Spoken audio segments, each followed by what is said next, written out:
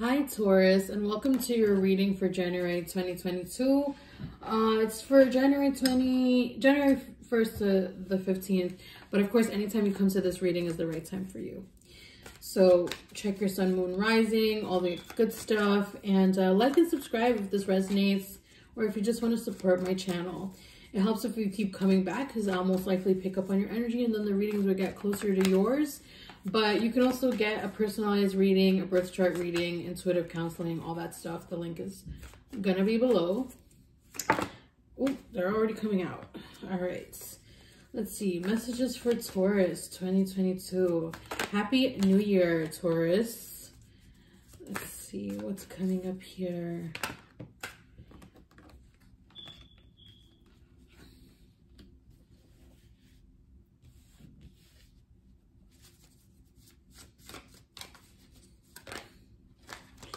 Okay, so I'm going to pause with those cards. Lots of major arcana here. There was a lot of major arcana for Virgo. It's also major arcana for Taurus. Ooh, the earth signs are starting off strong, okay? We have the Hanged One, the High Priestess, the Strength card, the Devil, the World, the Star, and the Four of Wands. Almost every card, is a major arcana, except for the Four of Wands. That means that you are very in tune with something, you know? You are getting some huge spiritual awakening, or you're just like really in tune. And this is like a very strong reading. Like the energy in it is so clear and just very major chapters, awakening or closing or whatever, and we're going to get into all that, but I just wanted to name how big of an energy this is, that there are all major arcana except for one card. Okay, so that means that there is something here in your midst that is getting worked out and upgraded, and it's not completely there yet. Here we have the Wheel of Fortune. Wow.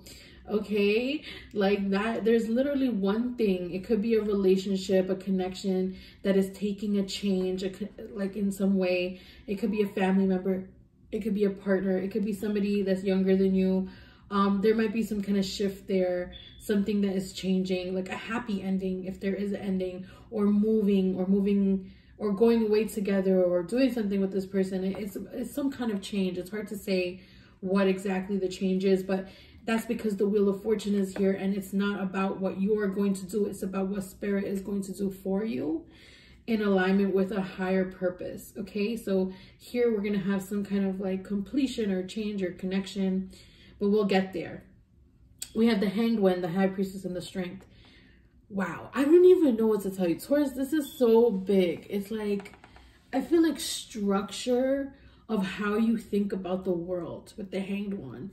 I think this is like, this energy is like, this is meditation. This is the space to engage with your spiritual practice in a deeper way than you have in the past, but it also feels so in alignment with you. So maybe you've tried this thing and that thing and this method and this tool, but now you're tapping into what works for you in particular, and you're getting new perspective. And this perspective that you're getting is a philosophy that you will take with you throughout your life. Like it's going to be something that you carry with you like throughout your whole life, you know. That's really amazing.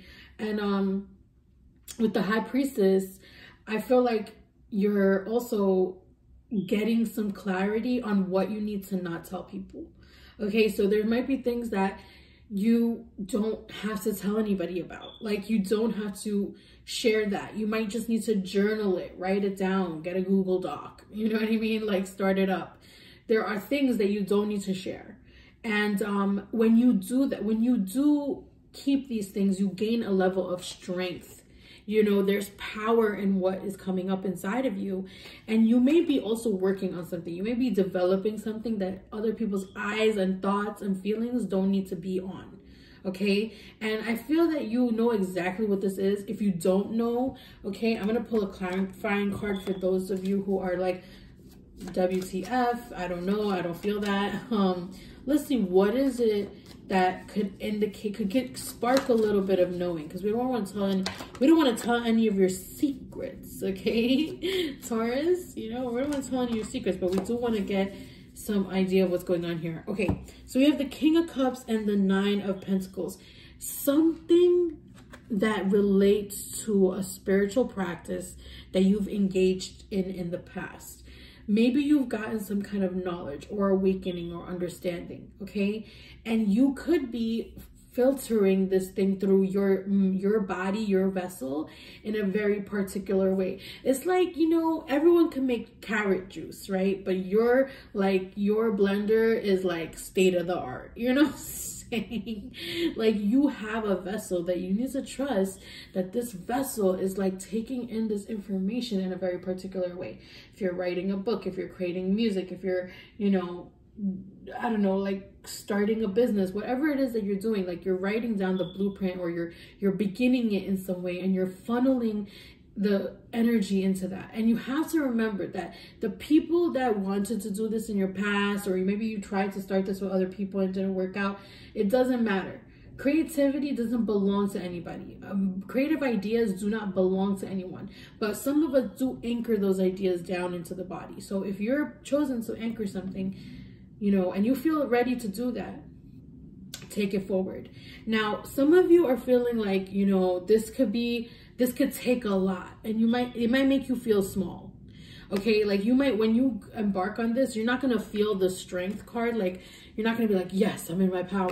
Sometimes, and for some of you, you might feel more like the Page of Wands. Like, I have no idea what I'm doing. Like, this is so weird. Like, why should I even bother doing this? This is like not, you know, but it's like your guides are saying, don't worry about that, because that's not even how people see you.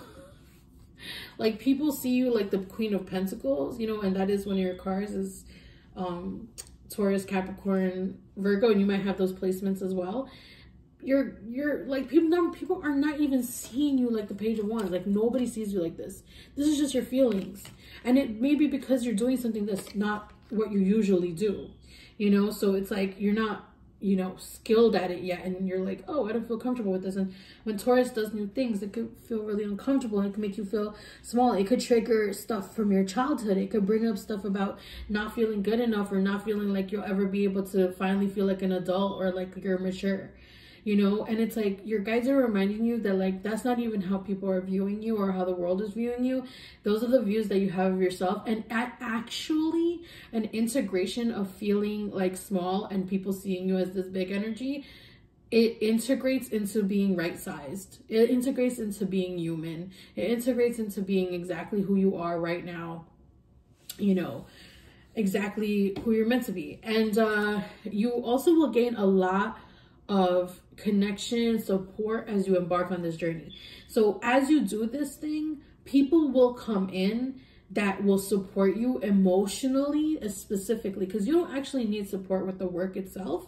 The work itself that you're going to be doing is something that you already know how to do, but you're just being indecisive about it. You're just like feeling insecure or like unsure about taking on the emotional undertaking that it would be to do this thing. So you subconsciously or consciously know, like, it's gonna be a very deep emotional journey, but your guys are like, it's fine, because as you go, you will notice that other people start to walk alongside you in your journey and support you emotionally. And in terms of the creative aspects of it, it's already something that you know you're meant to do. People might assume you do this already. You know, people might have already looked at you and been like, oh, you do this or you do that. And, you know, like, you're like, wait, how do you know that? You know what I mean?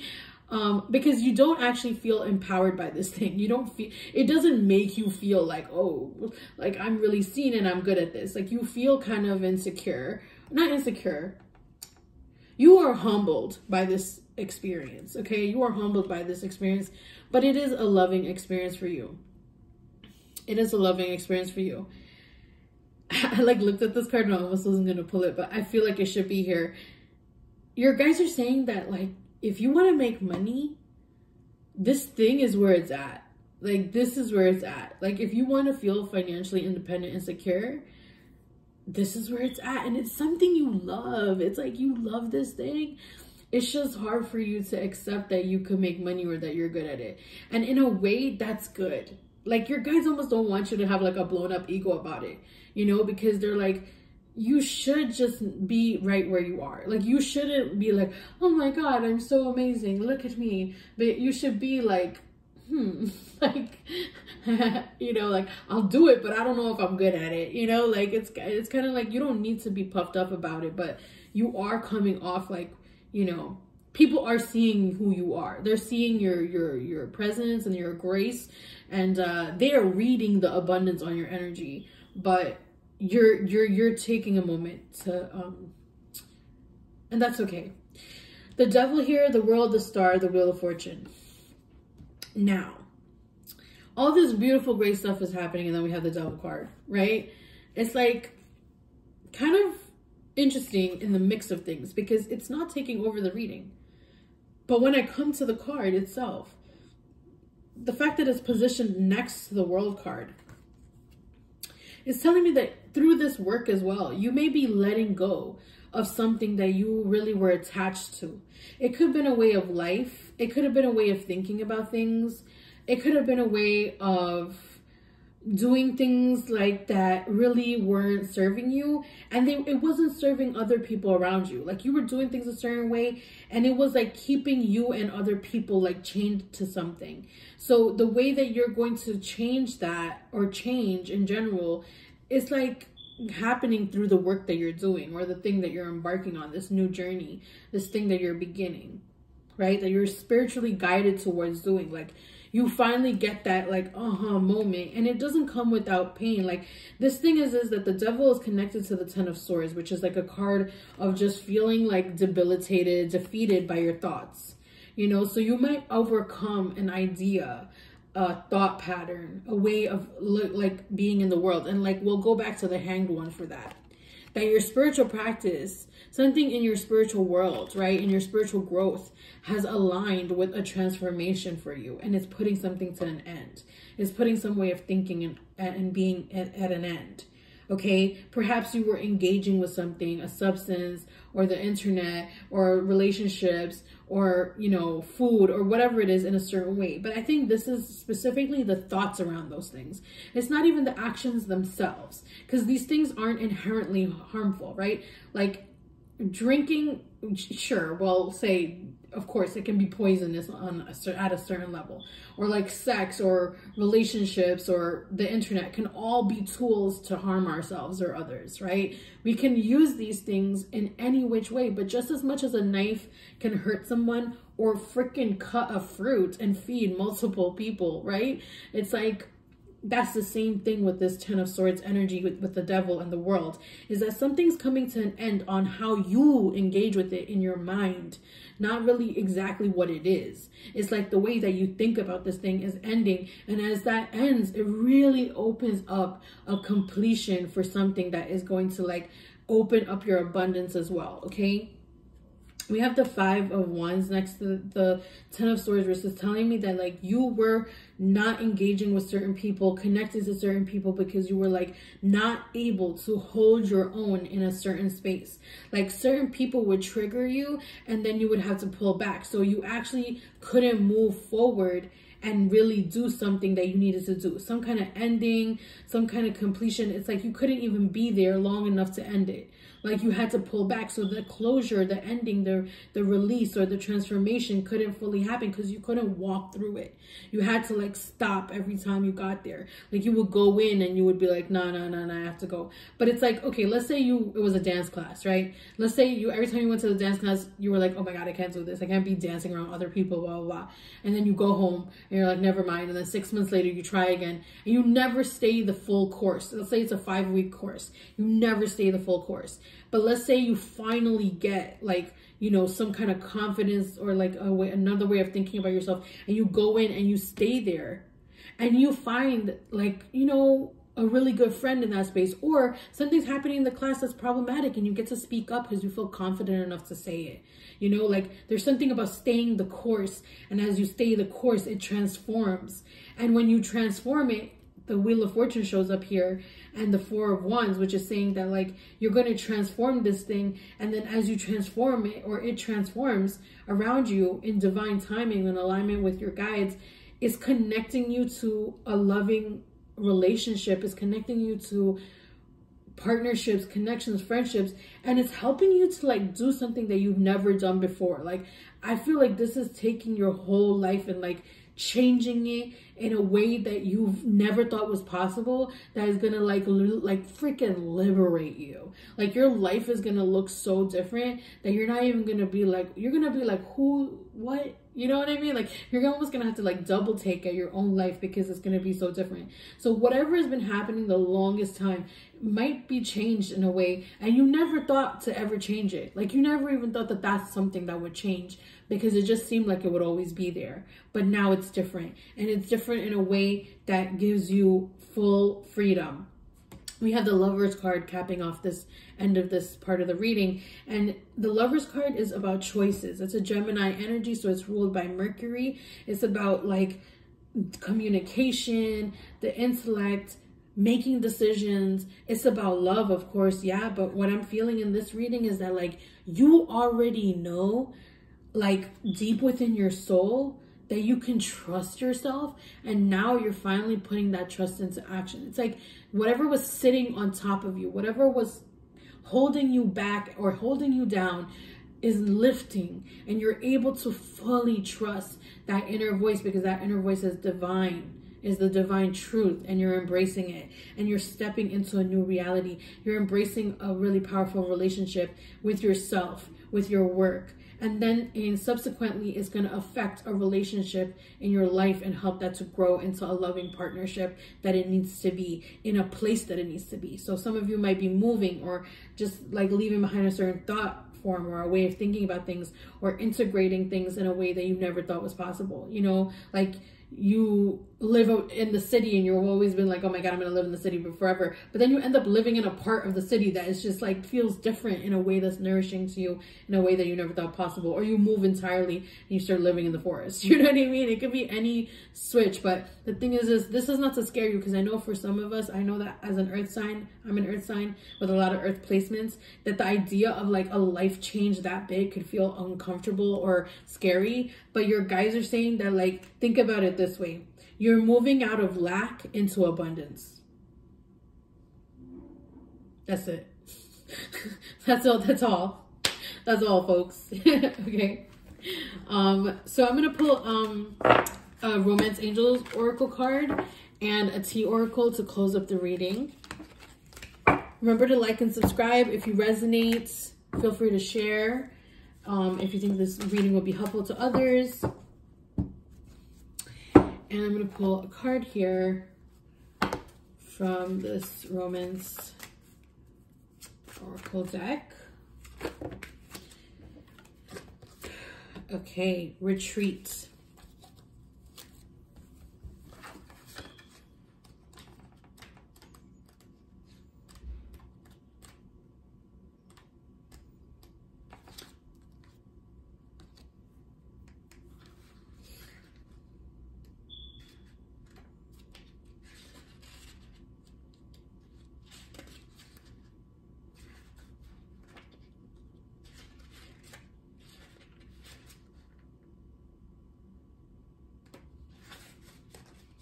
The Romance Angels see that your love life blossoms as you spend time alone with your partner or by yourself. It appears that you've become confused or conflicted by other people's advice. It's time that you disconnect so that you can better hear your own feelings and opinions. If you are in a partnership, what did I just say? That you're going to trust yourself. You're going to trust that inner voice. If you are in a partnership, spending time together apart from others will renew your commitment and take it to the next level. This could mean taking a vacation, going on a nature hike, enjoying a long drive, or turning off the phones and computer as you both enjoy a quiet afternoon at home. The painting on this card also indicates a honeymoon, which could be the literal message. So there may be a deepening of commitment or a new serious relationship if you're currently single. This card could indicate an upcoming engagement, wedding, or renewal or vows. I will also add that it could be that you're moving in together. That's another way to commit. These activities are meeting each other's parents or whatever looks like commitment to you. Okay, so it doesn't have to be like just marriage or a wedding or engagement. It could be like something that just makes it look like, wow, we're going deeper. Like we meet each other's friends, or, you know, you finally come to my house, or whatever it is. That's the next step. If you're presently single, this card guides you to spend time by yourself, meditating upon your true feelings and thoughts. Be sure to take action based on any intuitive guidance. This strengthens your energy, which helps you rapidly attract and manifest your loving partner. Ashe. Wow. Thank you so much for watching this. Oh, wait. Let me not forget your tea oracle. Let me grab that. It is a peaceful mind generates power. All right. And I remember that in the Hanged One part of your reading, that there's going to be a part of your spiritual practice that connects you to a new perspective that you take throughout your whole life. All right. Thank you, Taurus. Thank you for watching. I'm sending you so much love and blessings and peace.